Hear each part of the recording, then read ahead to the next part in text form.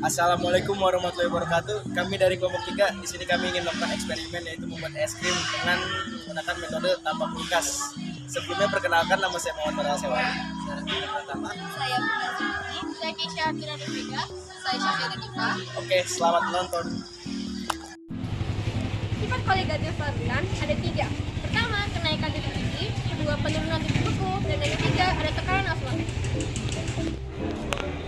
Nah, yang mau kita bahas ini penurunan titik beku. Penurunan titik beku adalah peristiwa menurunnya suatu zat pelarut yang ketika ditambahkan zat terlarut mengakibatkan menurunnya suhu larutan lebih rendah dari suhu pelarut murninya. Penurunan titik beku banyak diterapkan dalam kehidupan sehari-hari, seperti untuk mengawetkan bahan makanan beku dan untuk membuat es krim dengan metode tanpa kulkas. Hah? Es krim tanpa kulkas? Gimana sih cara pembuatannya? Kalian penasaran cara pembuatannya? Yuk kita lihat cara pembuatannya. Alat yang dibutuhkan ada cup dan sendok es krim, sendok makan, corong, kaleng, baskom, dan kemasan plastik. Sedangkan untuk bahan ada susu cair, topping, opsional, garam kasar, susu kental manis, dan es batu. Alam taro annallaha yuzji sahaban summa yu'allifu bainahu summa yaj'aluhu rukaman fataral wadqa yakhruju min khilalih wa yunazzilu minas samaa'i min jibalin fiha min baradin fayusibu bihi man yasha wa yashrifuhu amman yasha yakadu sanna barkihi yazhabu bil absar. Pertama, tuangkan susu ke dalam wadah. Jumlah disesuaikan dengan berapa banyak es krim yang ingin dibuat. Yang kedua, tambahkan susu kental manis untuk memberi rasa manis pada es krim. Dan yang ketiga, aduk hingga rata menggunakan sendok makan. Tambahkan topping ke dalam plastik. Lalu tuangkan campuran susu dan susu kental manis ke dalam plastik yang sudah diisi topping. Masukkan es batu ke dalam baskom dan kaleng, lalu taburi garam dapur kasar. Setelah itu, masukkan kemasan plastik yang sudah diisi susu ke dalam kaleng.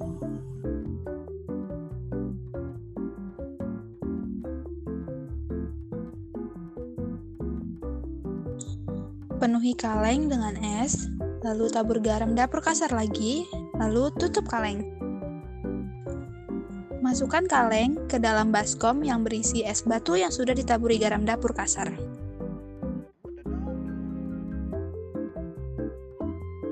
Selanjutnya itu putar kaleng secara konsisten selama kurang lebih 10-12 menit. Lanjutnya, keluarkan es krim dari kaleng dan cek teksturnya. Jika sudah mencapai tekstur yang diinginkan, es krim siap disajikan. Lalu pindahkan es krim ke dalam cup yang ditambahkan topping. Toppingnya itu sih opsional, dan selamat menikmati.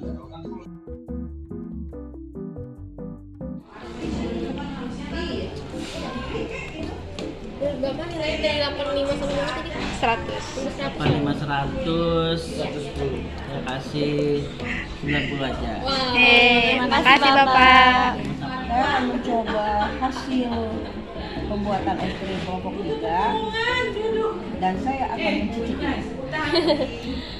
Sebelumnya kita membaca doa. Ya, bismillah. Manisnya pas, Alhamdulillah. coklatnya kurang banyak. Kemudian es krimnya kurang lembut. Ya, berarti next harus lebih lembut supaya Oke, Bu. nyos di lidah. Oke. Terima kasih. Iya, siap Ibu. Menurut Ibu ratingnya berapa? Ratingnya dari berapa sampai berapa nih? Rating 80 sampai 100. 90. Terima kasih Ibu.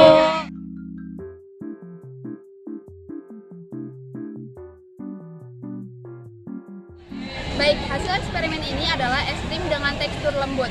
Jika pengocokan dilakukan dengan baik dan cukup lama serta dengan suhu dingin yang baik, maka es krim yang dihasilkan akan mengeras dan mencapai konsisten yang diinginkan. Kita juga perlu menambahkan garam dapur atau NaCl ke dalam es batu karena ia akan mengganggu proses pembentukan kristal es. Sehingga Suhu dapat turun lebih rendah dari 0 derajat dan akan menghasilkan es yang halus dan lembut karena kristal es yang terbentuk berukuran kecil.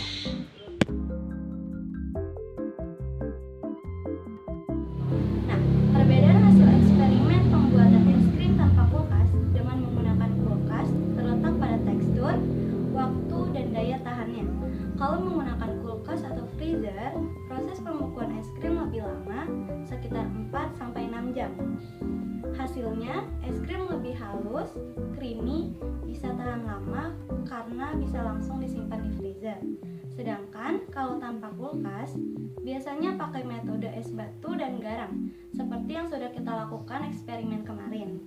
Prosesnya jauh lebih cepat, sekitar 15 menit sampai 30 menit saja. Tapi hasil teksturnya agak kasar karena kristal es lebih besar dan es krim juga lebih cepat mencair dan tidak bisa disimpan lebih lama. Metode tanpa kulkas punya kelebihan yaitu praktis, bisa dilakukan di mana saja, lebih cepat, dan sekaligus menunjukkan konsep kimia penurunan titik beku. Namun kekurangannya, teksturnya kurang lembut dan ketahanannya yang sangat rendah.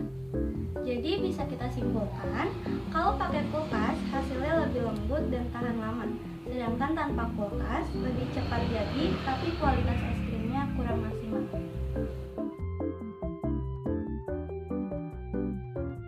Jadi yang pertama itu adalah metode es ditambah garam atau bisa kita sebut dengan salt method.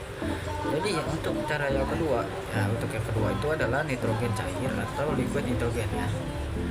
Jadi yang ketiga itu adalah dry ice atau batu kering ya.